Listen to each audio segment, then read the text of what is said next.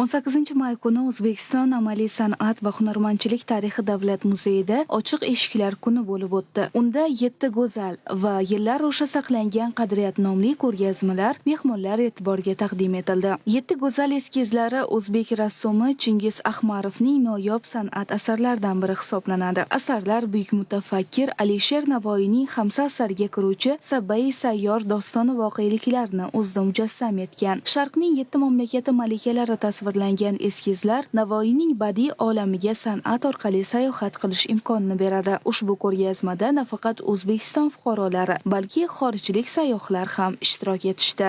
Xorijlik sayyohlarimiz ham juda ko'plab tashrif buyurishmoqda. Ular uchun eng qiziqarlisi bu albatta o'zbek hunarmandchiligi namunalari bo'ladi va har bir ekspozitsiya zallarimizdan o'rin olgan hunarmandchilik an'analari haqidagi ma'lumotlarni ekskursiyavodlarimiz yordamida olib ketishmoqda.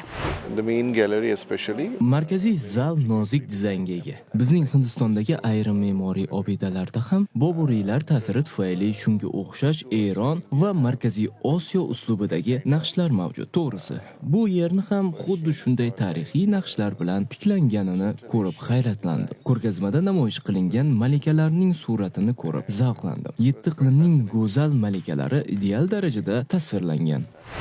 Shuningdek, yillar o'sha saqlangan qadriyat nomli fotoko'rgazmada 20-asrning o'rtalarida ijod qilgan mashhur o'zbek hunarmandlari Murzoq Ahmedov, Salim Hakimov, Turob Miraliyev, Ibodulla Narzullayev, Sadriddin Pochchayev, Abdulla Bobojonov singari mohir san'atkorlarning boy ijodiy merosi namoyish etildi. Ko'rgazma urushdan oldingi, urush yillari va undan keyingi davr hunarmandchiligi rivoji hamda ustoz-shogird an'analarining davomiyligini ochib beradi.